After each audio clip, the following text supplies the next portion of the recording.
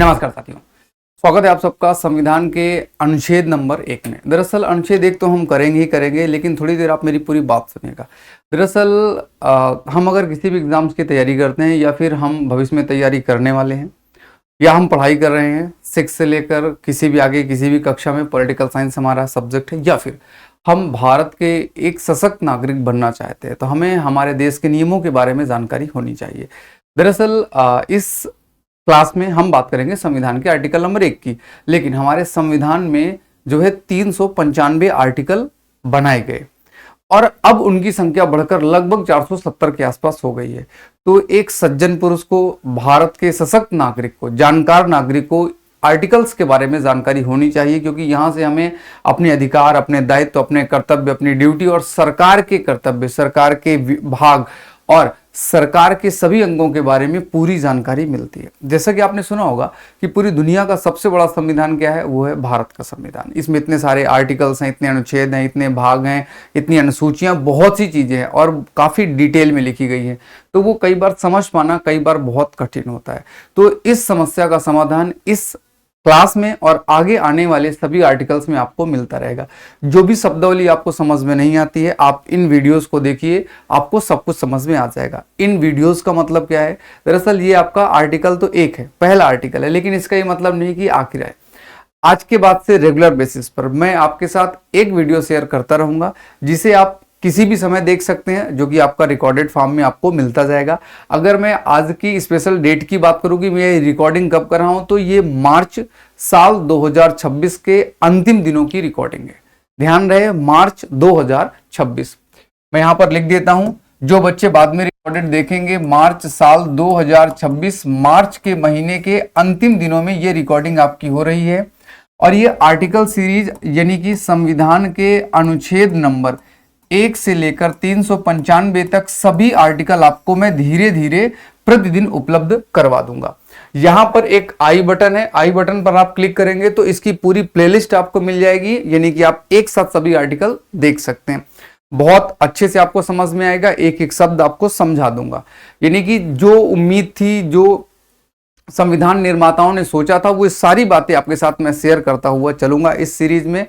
धैर्य के साथ थोड़ी पूरी बातों को समझेंगे और कम से कम 5 से 10 वीडियो देखिएगा आप लगातार, तब आपको पूरी बात समझ में आएगी कि वास्तव में संविधान क्या कहना चाहता है और मैं आपको किस तरह से समझाना चाहता हूं, और आप उन सभी बातों को बहुत प्यार से समझ पाएंगे। यहां पर हम जो भी लेकर आएंगे वो सेम जैसा कि हमारे संविधान में लिखा हुआ है वही लेकर आएंगे, प्लस हम अपडेटेड संविधान आपको बताएंगे, जो कि मूल संविधान के बाद अब तक हमारे संविधान में 106 बार संशोधन हो चुका है। कितने संशोधन हो चुके हैं हमारे संविधान में? तो अब तक हमारे संविधान में 106 बार संशोधन किया जा चुका है, यानी कि मार्च के महीने तक। बाद में कोई और होगा तो वो अलग से जोड़ने योग्य है।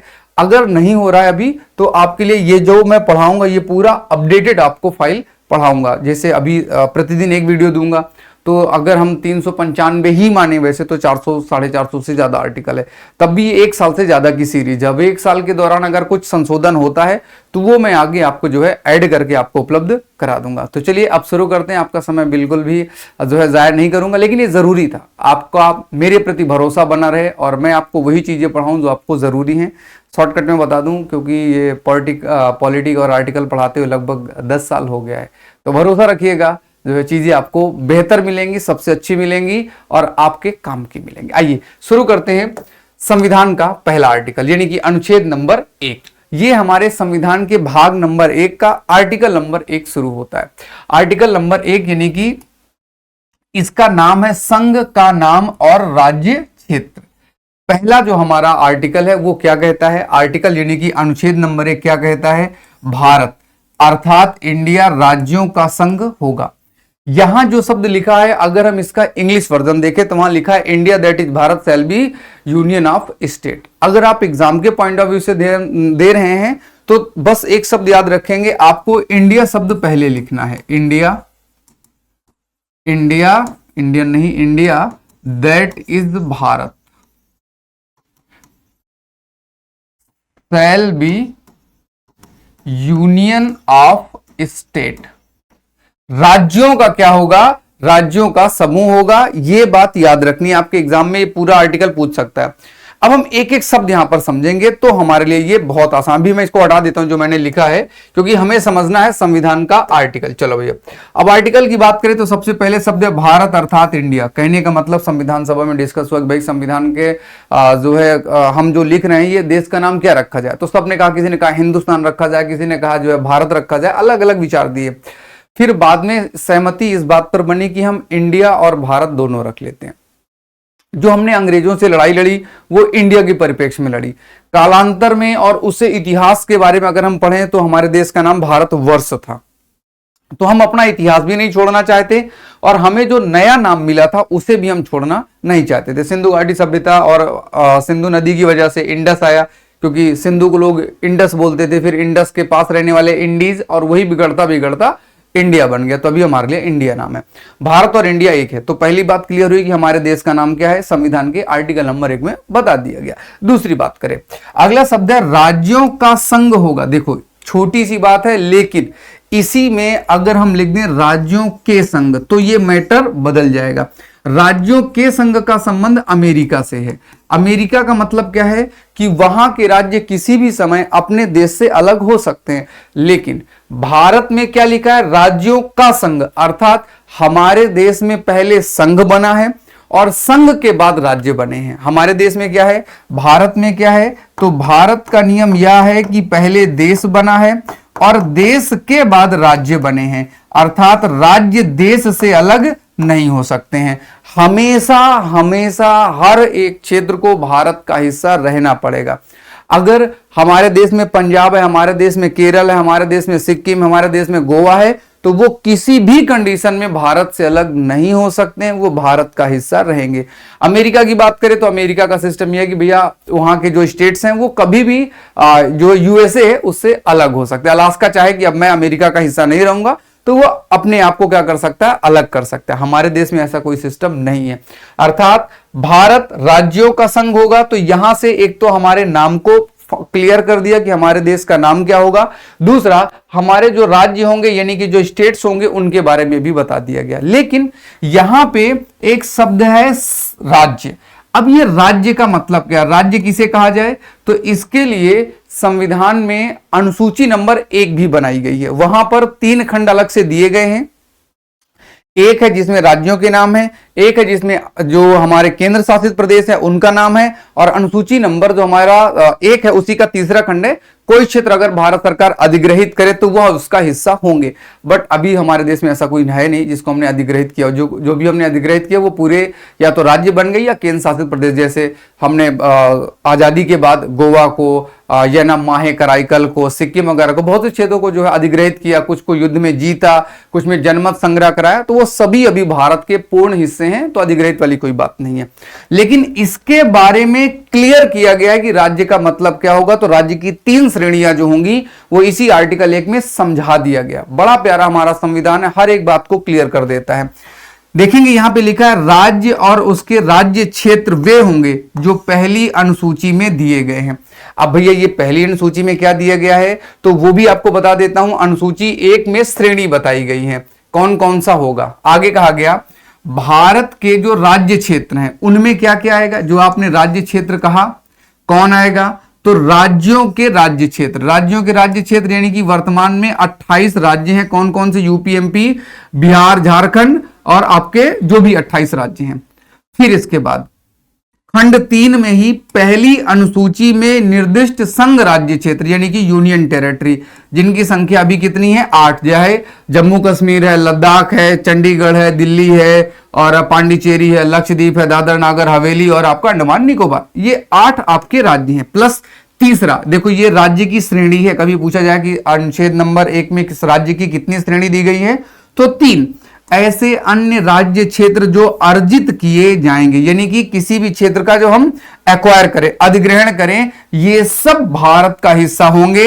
ये सब संविधान के अनुच्छेद 1 में राज्य के नाम से जाने जाएंगे कि भैया ये हमारा राज्य क्षेत्र है, ये भारत का हिस्सा है और ये भारत से कभी भी अलग नहीं हो सकता। कुछ भी हो जाए हमारे देश से ये कभी भी अलग नहीं हो सकता।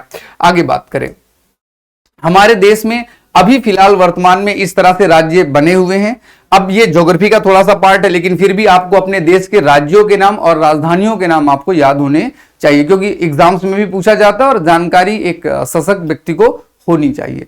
अच्छा, एक चीज आपको मैं थोड़ा सा यहीं पर और क्लियर कर दूं, जैसे यहां पर अनुच्छेद 1 के बाद यहां 3 लिखा हुआ है, फिर का खा गा लिखा हुआ है, तो मैं इसको आगे आने वाले आर्टिकल में कैसे आपको समझाऊं, मैं इनको क्या पढ़ूं। जैसे यहां पर लिखा हुआ है, एक पेज और पीछे चले तो 1 और 1 के बाद ये फिर 2 लिखा हुआ है, 2 के बाद लिखा हुआ है आपका 3, और 3 के बाद का खा गा लिखा हुआ है। तो हम अगर इसको पढ़ना पड़े तो हम इसे कैसे पढ़ेंगे, वो मैं आपको थोड़ी सी लाइन में समझा देता हूं। देखो ध्यान रहे बेटा, अगर संविधान में कभी भी कोई शब्द बाद में संशोधन के द्वारा जोड़ा गया है, संशोधन द्वारा अगर कोई भी अनुच्छेद जोड़ा गया है, तो उसे लिखने का तरीका ऐसा होता है, कैपिटल में ABCD लिखा जाएगा।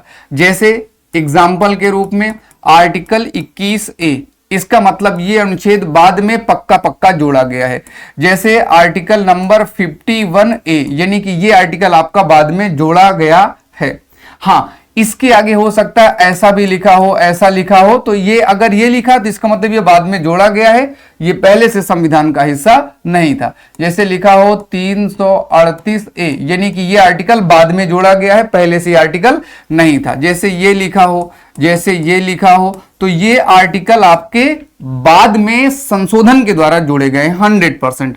और इसे पढ़ते समय हम पूरा शब्द यूज करेंगे। इसे क्या पढ़ेंगे, अनुच्छेद 21A, इसे पढ़ेंगे अनुच्छेद 51A, इसे पढ़ेंगे आर्टिकल या अनुच्छेद 338A, 39A, 48A, ये बाद में जोड़े गए हैं। लेकिन अगर पहले से लगे हों, जैसे मान लीजिएगा कुछ इस तरह से लिखा हो, जैसे 1 और ब्रैकेट में का लिखा हो, तो हम इसे क्या पढ़ेंगे, इसे हम पढ़ेंगे अनुच्छेद 1 परंतु का, आर्टिकल 1 क्लॉज A। जैसे मान लीजिएगा लिखा हो ये वाला हिस्सा, आर्टिकल इस तरह से लिखा हो, तो हम इसको क्या पढ़ेंगे, तो इसको पढ़ेंगे आर्टिकल 51A क्लॉज 1। क्या पढ़ेंगे, क्लॉज 1। जैसे आपने पीछे एक देखा था, हम इसे क्या पढ़ेंगे, इस लाइन को क्या पढ़ेंगे। दरअसल ये जो लाइन लिखी है, ये लिखा है आर्टिकल 1 का क्लॉज नंबर 3 का क्लॉज नंबर गा। अब हम इसे क्या पढ़ेंगे, इसे पढ़ेंगे, मैं वहां पे लिखता हूं तो आपको समझ में आ जाएगा। जैसे वहां पर लिखा हुआ है 1 के बाद 3 के बाद गा, हम इसे क्या पढ़ेंगे, इसे पढ़ेंगे आर्टिकल 1 परंतु 3 उप परंतु गा। क्या पढ़ेंगे, article 1 clause 3 sub clause C, क्योंकि गा में सी आएगा, ABC तो सी आएगा। ध्यान रहे, पढ़ने का तरीका क्या होता है, सबसे पहले वाले को हम बोलते हैं अनुच्छेद, क्या बोलते हैं, आर्टिकल, और अगला अगर ब्रैकेट में लिखा हुआ है तो हम उसे बोलते हैं क्लॉज, क्या बोलते हैं, परंतु। और अगर इससे भी काम ना चले तो हम क्या बोलते हैं, सब क्लॉज बोलते हैं, उप परंतुक बोलते हैं। हाँ, अगर कैपिटल के आगे लिखा तो हम इसको सेम नाम पढ़ेंगे, article 51A clause 2, article 48A। लेकिन कई बार ऐसा होता है कि पहले से ही लिखा हुआ है, जैसे आर्टिकल नंबर 15 और इधर लिखा हुआ है 4, तो हम इसे क्या पढ़ेंगे, आर्टिकल 15 क्लॉज 4। और ये पहले से भी हो सकता है, बाद में भी संशोधन के द्वारा जोड़ा गया हो सकता है, लेकिन ये तो 100% संशोधन के द्वारा ही अनुच्छेद जोड़े गए हैं। उम्मीद है आपको ये सेशन, ये सीरीज अच्छी लगेगी, आपको बहुत पसंद आएगी। बस आपसे यही कहूंगा कि एक बार अगर आप देख ही रहे हैं तो सारे वीडियो ही देख डालिएगा, आपको सीखने को बहुत कुछ मिलेगा, समझने को बहुत कुछ मिलेगा। छोटी छोटी बारीकियां जो संविधान की हैं, जिनमें सरकारें भी परेशान हो जाती हैं, सुप्रीम कोर्ट को भी मेहनत करनी पड़ती है, दोबारा संविधान को पढ़ना पड़ता है, ये सारी बातें आपको सीखने को मिलती रहेंगी। वीडियो पसंद आया है लाइक जरूर करें, दोस्तों के साथ शेयर जरूर करें, और कमेंट करके नीचे जरूर बताएं वीडियो कैसा लगा। बहुत बहुत धन्यवाद, थैंक यू सो मच।